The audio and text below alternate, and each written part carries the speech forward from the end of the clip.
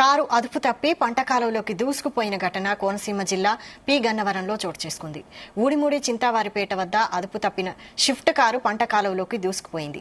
ఈ ఘటనలో ముగ్గురు మృతి చెందారు. కుటుంబ సభ్యులతో నేలపూడి విజయ్ కుమార్ భార్య పిల్లలతో విశాఖపట్నం వెళ్లి తిరిగి పోతవరం వస్తుండగా ఈ ఘటన జరిగింది. ప్రమాదంలో భర్త విజయ్ కుమార్ డోరు తీసుకుని నీటిలో నుంచి బయటకు రాగా భార్య ఉమా పిల్లలు మనోజ్ రిషి మృతి చెందారు. ప్రమాదం జరిగిన సమయంలో భార్య ఉమా కారు డ్రైవింగ్ చేస్తున్నట్లు సమాచారం.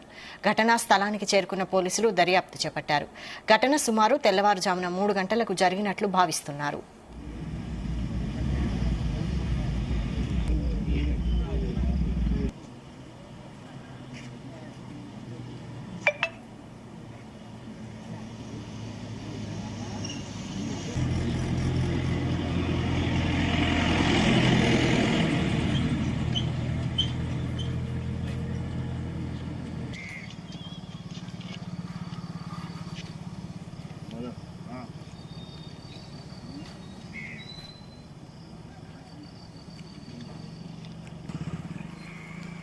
కారు అదుపు తప్పి పంట కాలువలోకి దూసుకుపోయిన ఘటన కోనసీమ జిల్లా పి గన్నవరంలో చోటు చేసుకుంది.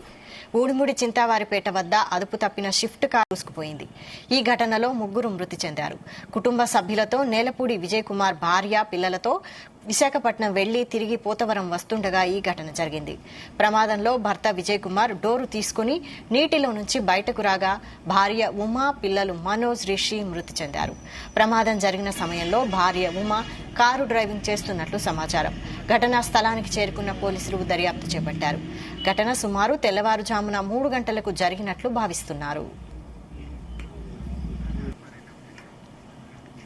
ఈ ఘటనపై మరిన్ని అప్డేట్స్ మా ప్రతినిధి ప్రసాద్ అందిస్తారు. ప్రసాద్.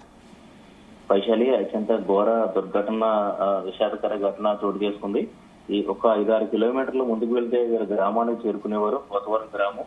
ఈలోపు ఈ ప్రమాదం చోటు చేసుకుంది. తెల్లవారుజామున 3 గంటల సమయంలో ఈ దుర్ఘటన జరిగింది.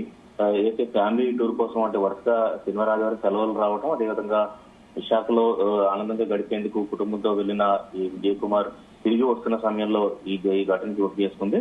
అయితే ఇక్కడ స్థానికులు కావచ్చు, పోలీసులు చెప్తున్న ప్రకారం చూస్తే కనుక తెల్లవారుజాము 3 గంటల సమయంలో నిద్ర వస్తున్న ఈతకోట దాటిన తర్వాత తనకు నిద్ర వస్తున్న సమయంలో భార్య ఉమాకు ఈ డ్రైవింగ్ ఇచ్చిన క్రమంలో తర్వాత ఈ ఘటన కూడా ఈ ప్రమాదం చోటు చేసుకుంది. అయితే ఇందులో చూస్తే కనుక వీరిద్దరూ కూడా భార్యాభర్తలకు ఇద్దరు కూడా డ్రైవింగ్ స్కూల్ అన్నట్టుగా కూడా తెలుస్తుంది. భార్యాభర్తలు ఇద్దరు కూడా డ్రైవింగ్ స్కూల్ నిర్వహిస్తున్నారు కాబట్టి డ్రైవింగ్ లో అనుభవం ఉంది. కేవలం అక్కడ మంచు ప్రభావం కారణంగా ప్రమాదం జరిగినట్టుగా కూడా భావిస్తున్నారు. చూస్తే కనుక గతంలో కూడా ఇలాంటి అంటే ఈ ప్రాంతానికి కొంచెం దూరంలోనే 2016లో ఇదే తరహా దుర్ఘటన కాలువలోకి కారు దూసుకెళ్లిన దుర్ఘటనలో 4 కూడా మృతి చెందారు. మరోసారి అంటే ఈ కోనసీమ అంతా కూడా కాలువలు పక్కనే రోడ్లు ఉండడం, అదేవిధంగా కొన్ని చోట్ల ప్రమాదకరమైన మలుపులు ఉన్న నేపథ్యంలో ఏమాత్రం అదుపు తప్పినా కూడా కాలువల్లోకి కారులు దూసుకెళ్తాం, అందులో వేగాలంతవడం కూడా జరుగుతుంది. ప్రస్తుతం ఈ ప్రమాదంలో ఈ కుటుంబంలో తీవ్ర విషాదం నెలకొంది. భార్యతో పాటు 2 కుమారులు మృతి చెందడం అనేది ఇక్కడ ఏదైతే ఈ ప్రమాదం నుంచి బయటపడిన విజయ్ కుమార్ ను ఓదార్చిన ఎవరు మనకు కావట్లేదు. పోలీసులు కూడా అక్కడ అదేదైతే సంఘటనా స్థలం చేరుకున్న ముందుగా కారును కూడా బయట తీయడం జరిగింది. అదేవిధంగా మృతదేహాన్ని కూడా బయట తీయడం జరిగింది. అయితే చూస్తే కనుక ఇది తెల్లవారుజాము మంచు ప్రభావం కూడా ఉన్న నేపథ్యంలో ఈ ప్రమాదం జరిగినట్టు కూడా భావిస్తున్నారు. దీనిపై ఇంకా పోలీసులు కూడా దర్యాప్తు చేపడుతున్న పరిస్థితి అయితే ఉంది.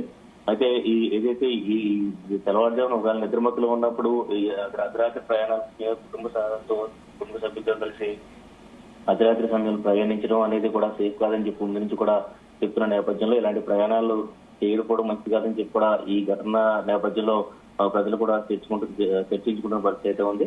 మొత్తం అయితే ఒక 5-6 కిలోమీటర్ల ముందుకు వెళ్తే వారు ఇంటికి చేరుకునేవారు. ఈలోపు ప్రమాదం జరగడం అనేది తీవ్ర విషాదంగా మారింది.